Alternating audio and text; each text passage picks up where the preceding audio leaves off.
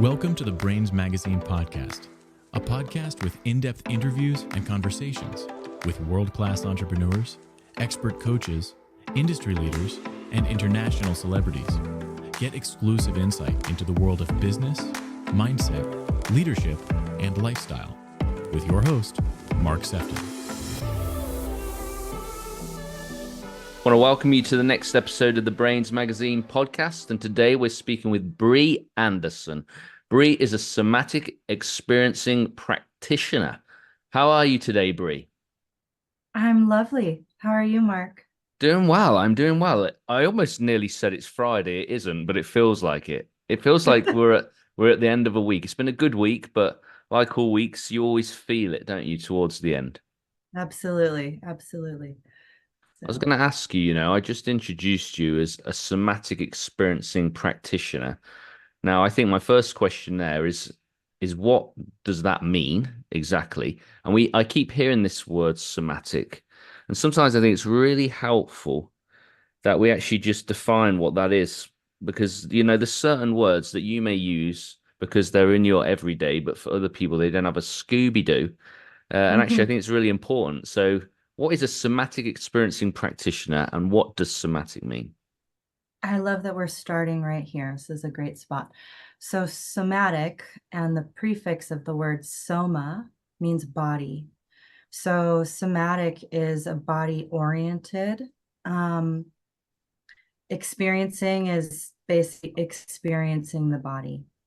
And so somatic experiencing practitioners are, I don't know if you're familiar with Peter Levine, but he has 3 PhDs, and he basically didn't understand why humans held on to stress and trauma in their body.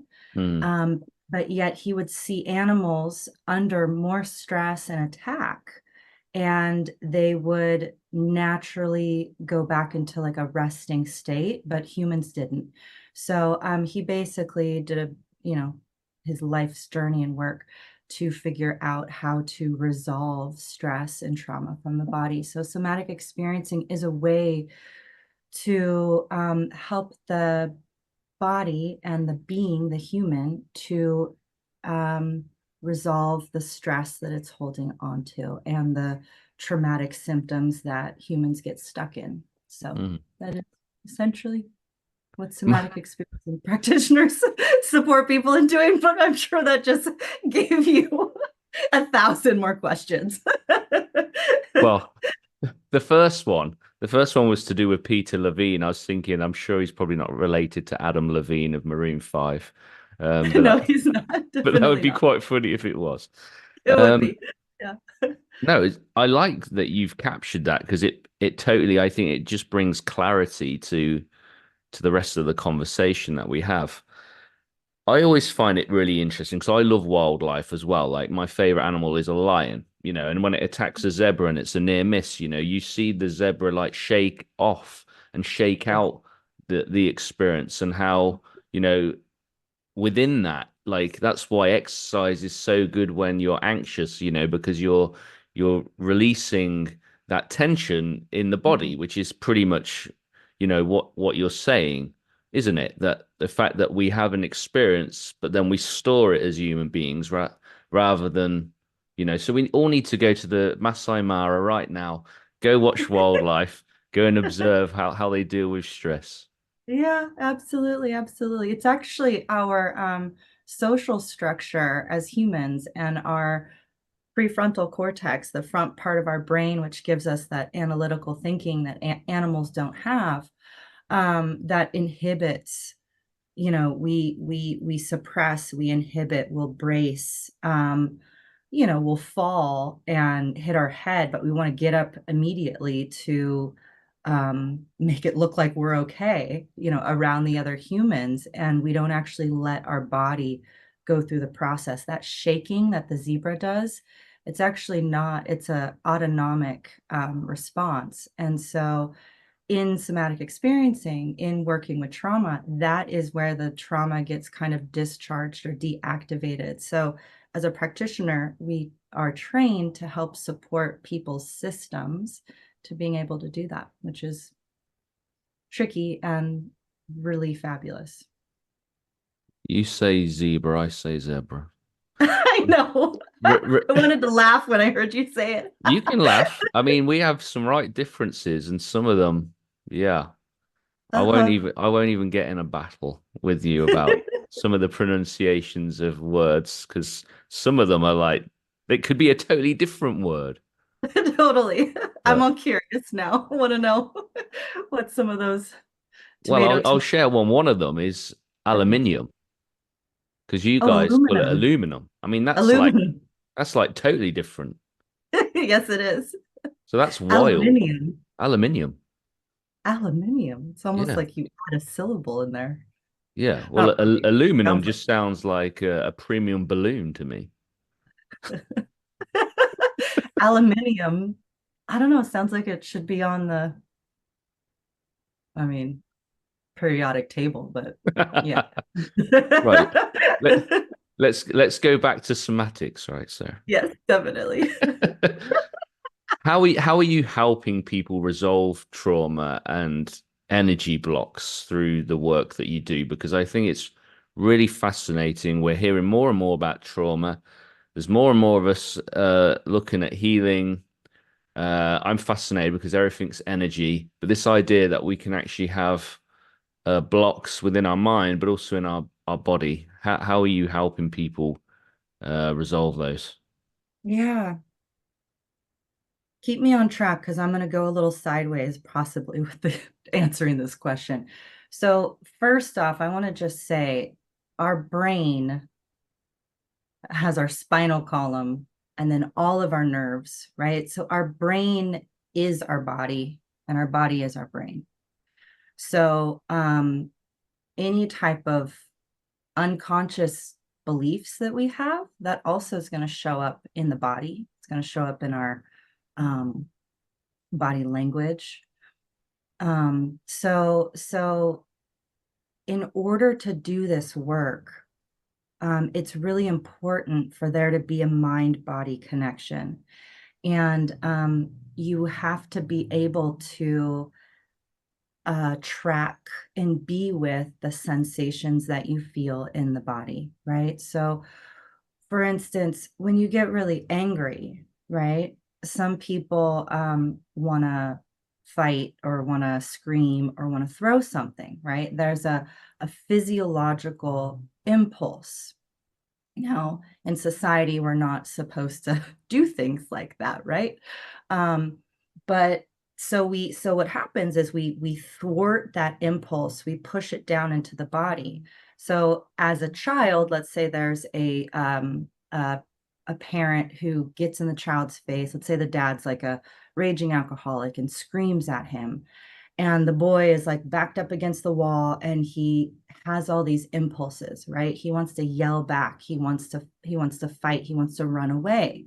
He has all of these impulses that, if he follows through with, potentially will cause more harm to him, right? If he started yelling back at his dad might hit him. So he thwarts that energy inside of him. So in doing this work, um, we would work with like context. Sometimes we'd work with the event, or sometimes not at all. You don't even necessarily need to, because it's alive within somebody still. It's alive within their body. So as a practitioner, I would be helping them to stay with the sensations that they're feeling in their body. So their mind has to have the discipline and the focus to stay with the sensation, follow the impulse, and then allow their system to express what didn't get to be expressed, or to repair a boundary or complete something that didn't get completed, right? So that could be really feeling the anger, because the boy probably pushed the anger down so much that he didn't feel it. And then as he got older, it would come out sideways, right? So that's kind of how people, or one example of how people can get into a unhealthy relationship with anger, and how, you know, they get drunk and then they get really angry, right? Or like Mm. in other circumstances, it Mm. builds up and then explode. Mm. So I hope I answered your question. You did. What's a healthy way then, Bree, to express that anger? You talked about the sensation, following the impulse, allow a system to express itself. How do we do that in a way that doesn't result in more issues and situations? Yeah, great question. So, you know, there's a lot of different ways to work with anger.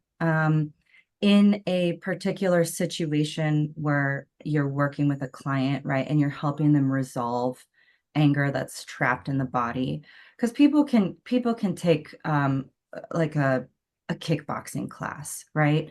Depending on their nervous system, depending on their epigenetics, right, their biological DNA tendency, the kickboxing class can either exacerbate their issues with anger or it can help them to work through it. So I don't feel comfortable giving like a whole slew because people just kind of have to figure it out on their own. But in a session, you really slow it down and somebody like they'll start feeling the anger like in their chest and I have them sit with it and sit with it and then they'll notice their hands are in their lap but their hands start wanting to tense up and you can start to see as the practitioner and as the client feeling like there's more heat moving down their left side of their arm, right?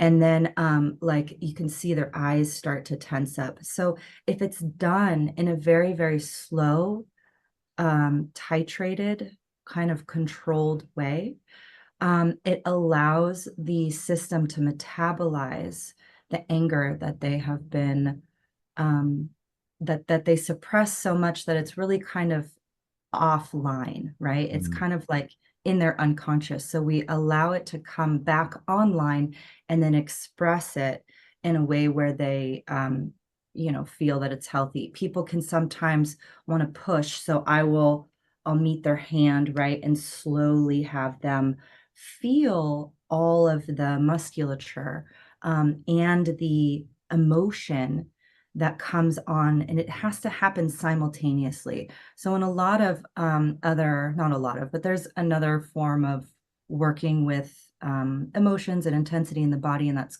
any type of catharsis work, Mm. where people just start screaming and raging, right? But that oftentimes comes from the mind. It's not coming from the body, right? Right. So the work is about allowing the body to express what it needs to express. And as the body leads, the emotions come online, memories will come back online.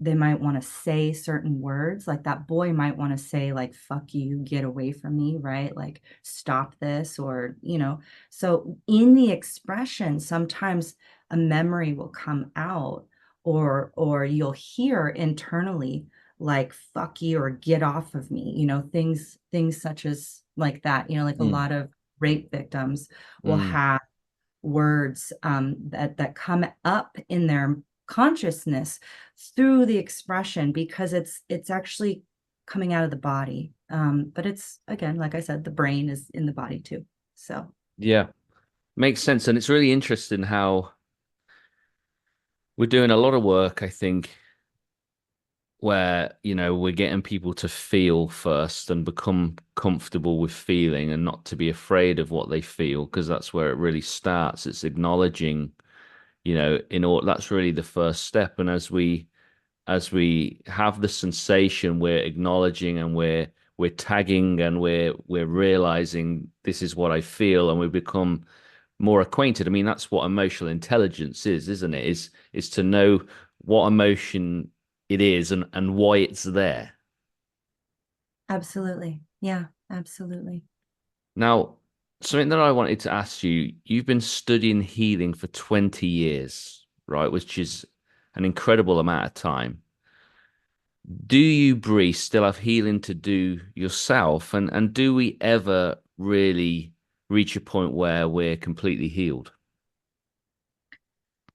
I love this question. I think that our beliefs govern how we move through life and how we move through the world. So, certain people, I mean, not certain people, we all have perceptions around ourselves and around healing and around who we're becoming. So, some people can get stuck thinking that they have to keep working on themselves when maybe their healing is to learn how to be playful, right? Like, so let me back up a little bit. I would say that I still do have a little bit of healing left. I have massive, I mean, I was born with bilateral hip dysplasia, wasn't detected, meaning both of my hips were dislocated at birth. And I walked for 2.5 years before I had my first surgery. I had 10 major reconstructive hip surgeries from 3.5 to 11. And in that window of time, I spent almost 6 years in a full body cast. So my trauma was medical surgical trauma, but that affected how my physical body developed, right? So I walked with a severe limp, and I accrued, not just that trauma, but like I didn't fit in the world. People made fun of me, right?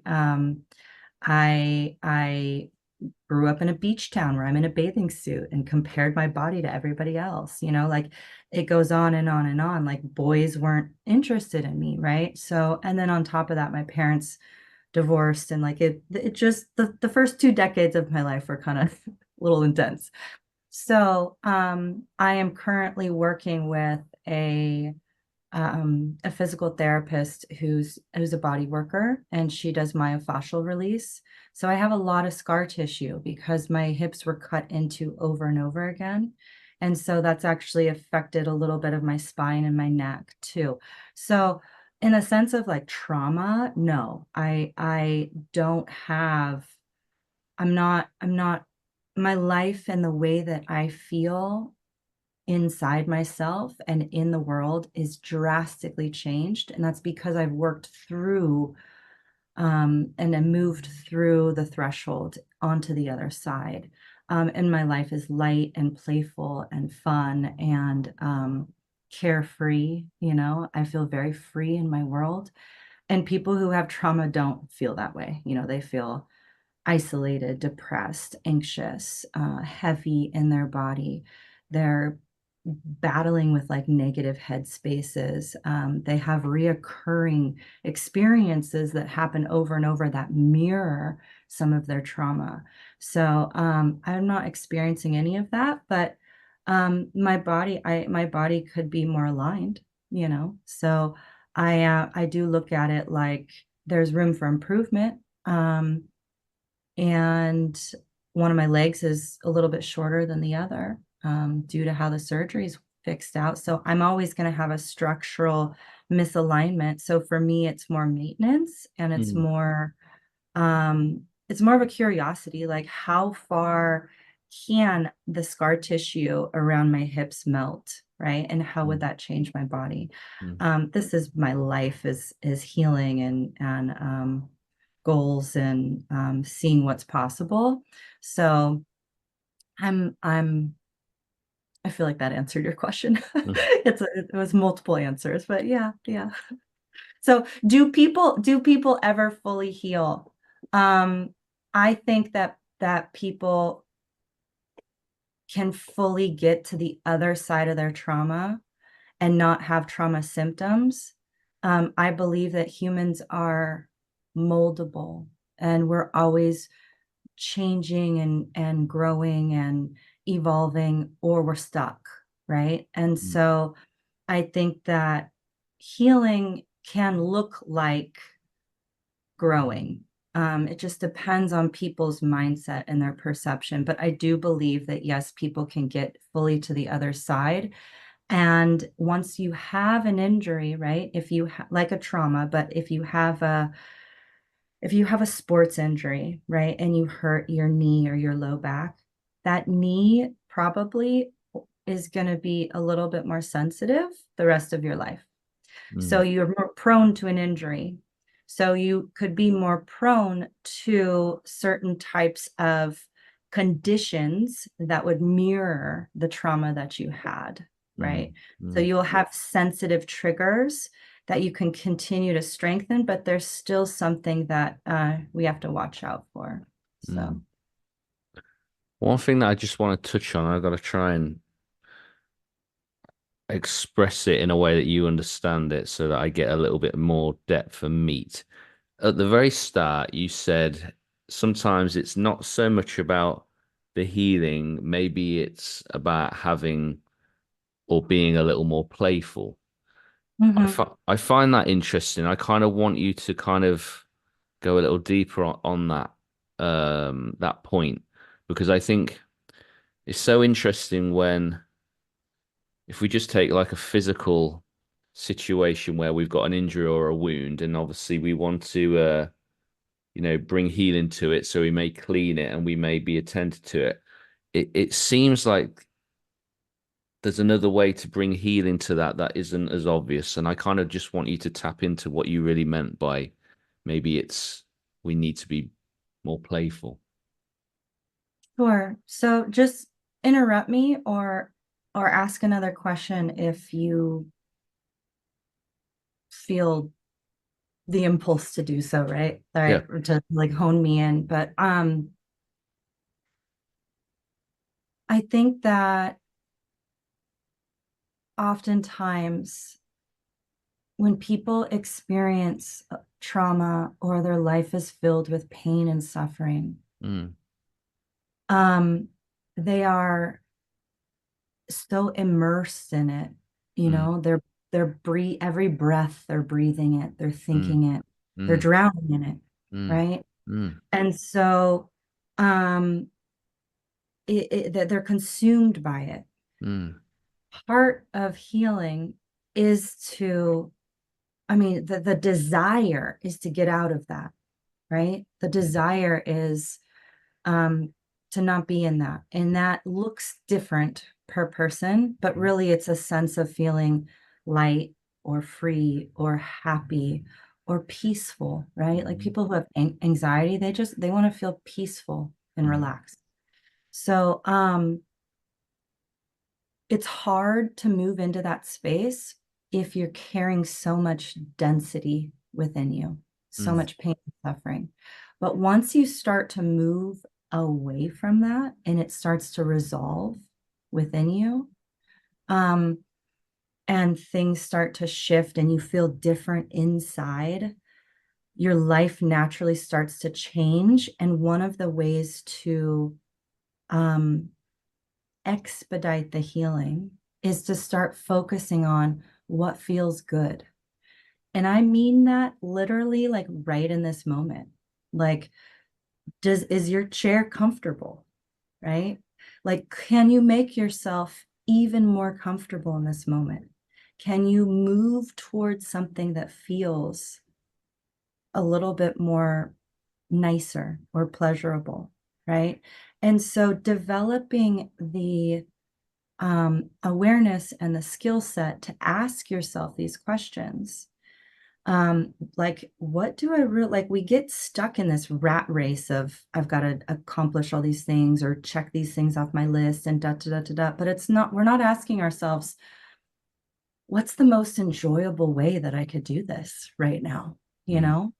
Mm. Like we get in the car and we're like going and we answer the phone and we da da da da da. And it's like, wait a minute, I have like 10 minutes to drive somewhere. Mm. And this could be so enjoyable, right? Mm. Like Mm. I want to have the windows down? Like what would make this a really enjoyable experience for Mm. myself? Mm. And so if we can ask ourselves questions like that, we start Mm. moving further and further away from pain and suffering Mm. and into the space that we want to be in. Mm. And that's something that we all can do.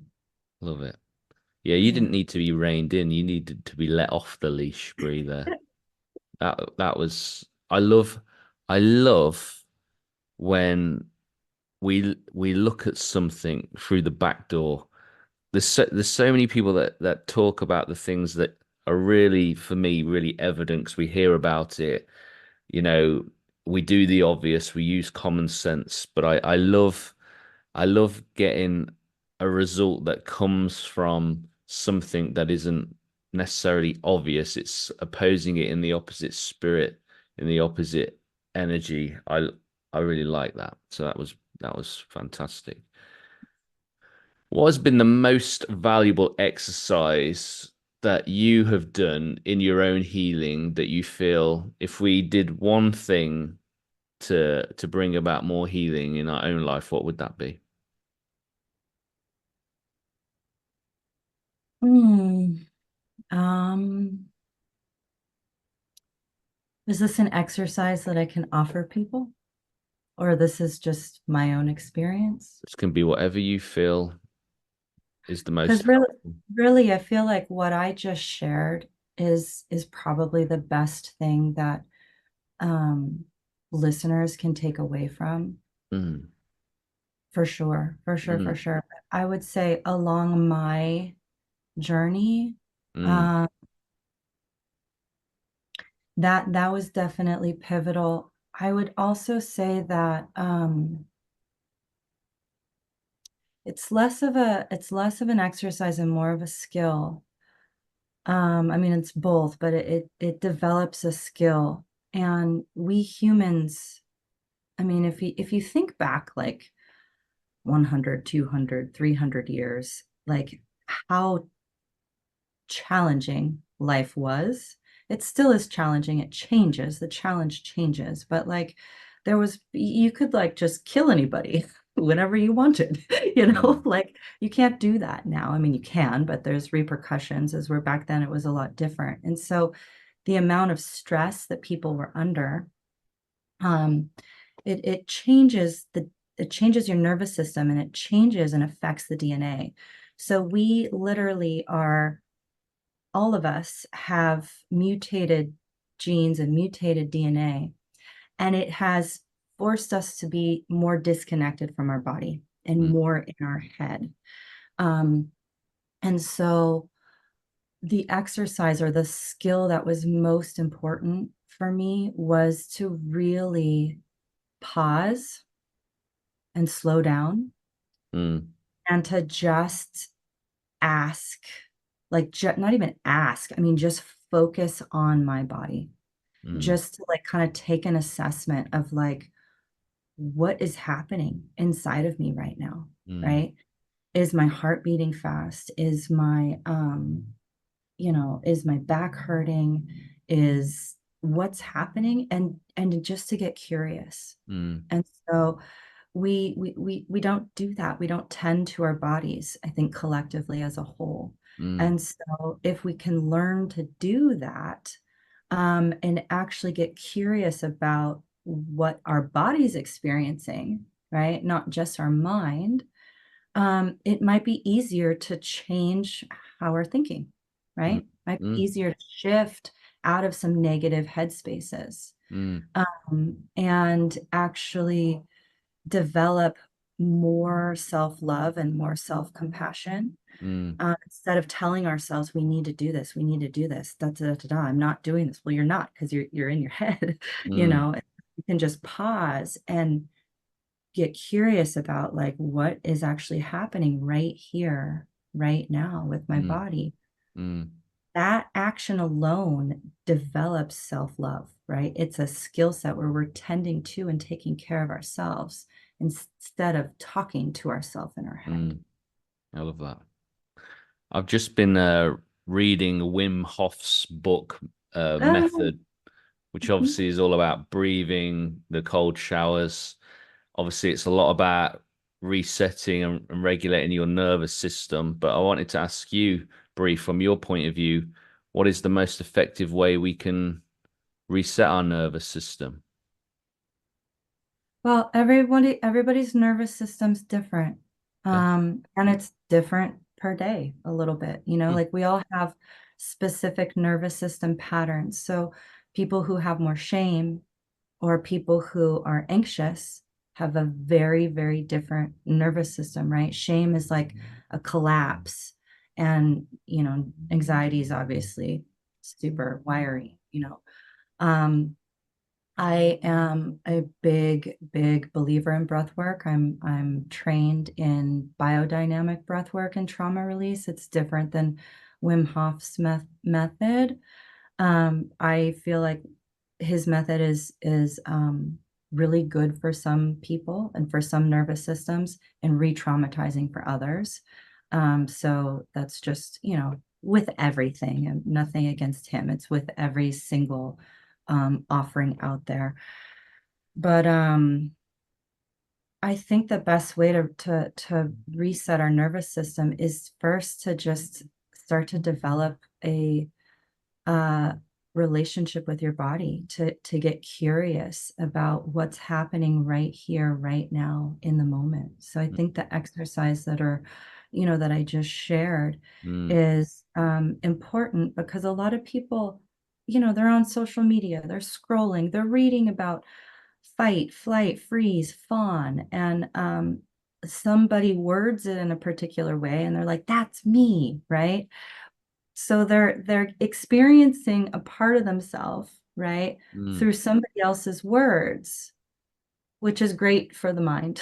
mm, But they're not necessarily experiencing and aware exactly how they move into freeze or how they start to move out of freeze, right? mm, mm, Or people who are anxious, right? Like, there's so many different types of anxiety. Like, some is very situational. Some people get anxiety and they don't even know what the circumstances are, what's triggering it, and that's mm, really, really frustrating and mm, challenging. But if people can start to become aware, like, they usually know by now, like, oh yeah, I have depression, or I have anxiety, or I have this. But if they can start to witness how they move into that state and how they start to move out of that state, that awareness will bring them so much. It'll take them so far. So really, I think it's just developing the capacity and the skill set to um, have the discipline to take time to witness their body, but to really, really witness what's happening. I love that. Um, yeah.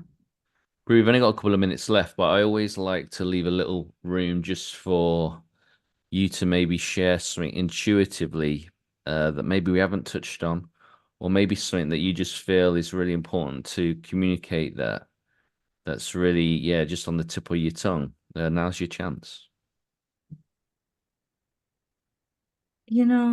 I don't really have anything to share. I do really well when I'm asked questions and I'm led. I think in this moment, I am just very grateful for the opportunity, and I really enjoyed this. And I didn't know what was going to come out of me, what I was going to say. And I think you asked some really great questions, and I just want to thank you. That's what's in my heart right now. So thank you. Thank you. Oh, you're welcome. Brie, how do people find out more about you and your work? Where do we go to find out more? So you can find my website's Healing with Brie, BRI.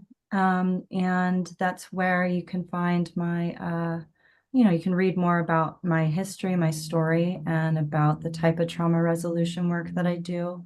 And the energy healing work that I do. I Mm, also offer I have a 12-week online program that's also there on the website, and it's called Ascend. It is about helping people to resolve body trauma.